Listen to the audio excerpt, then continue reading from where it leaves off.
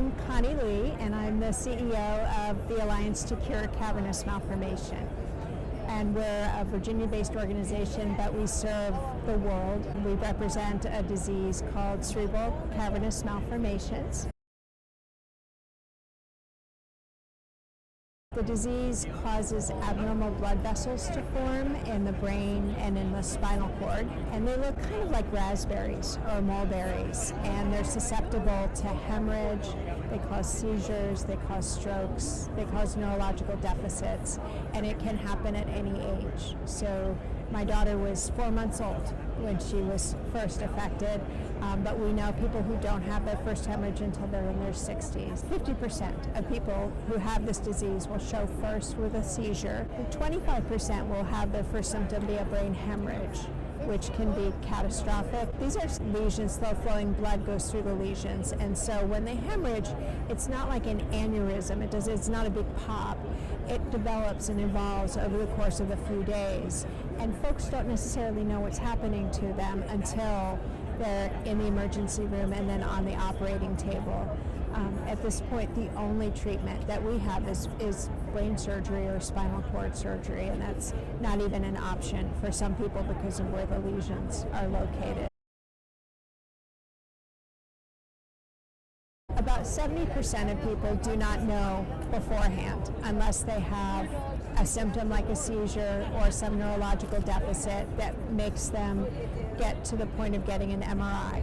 The diagnosis is made definitively through MRI. Others, about 20-25% of our population, have a genetic form, and it is autosomal dominant, which means that every child of an affected person has a 50-50 chance of inheriting it themselves.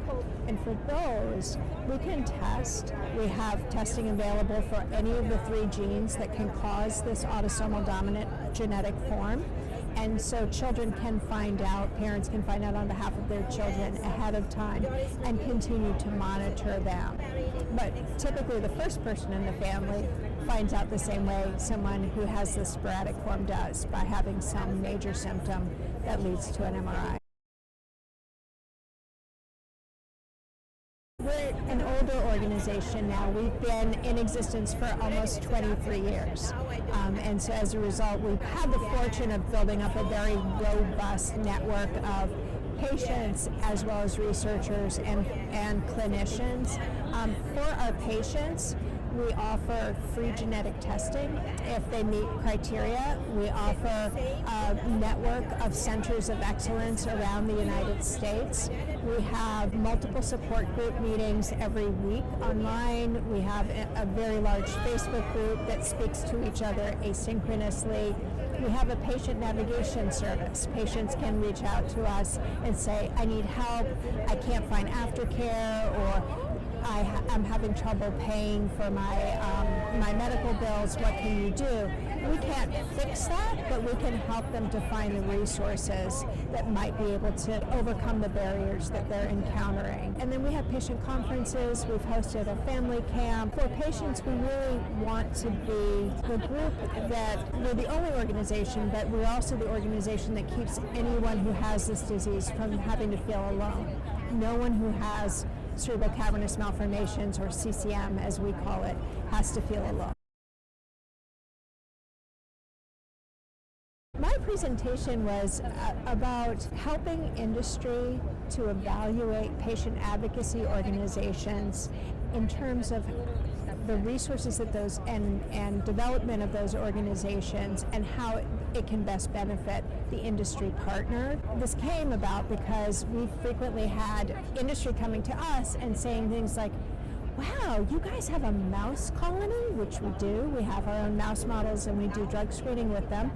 That's something a patient advocacy organization would never have, and they think that we're unique, but we're not. There are so many of us now that are in the basic science space and translational sciences, and so we developed a checklist or just a little comparison guide that industry can use, looking at the different dimensions of what patient advocacy is now, and that includes the preclinical work, the clinical work, the support in finding trial sites, the introductions, just everything that an industry partner could potentially benefit from is on this list.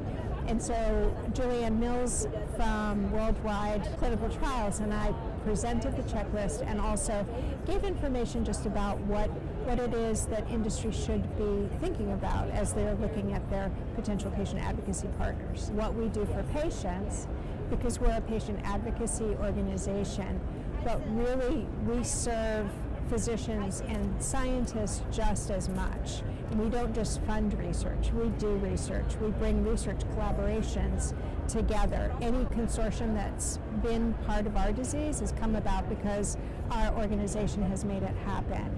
We bring the global community of researchers and physicians together. There is a role of patient advocacy that is much greater than what the general public and even what people in industry are understanding, and certainly what people in clinical centers know. And I really hope that this message gets out, that industry can call us early. They can call us before they even have an idea of what indication they want to use a drug for, in order to evaluate the patient advocacy landscape in a disease area and see how it is that we might be able to benefit them.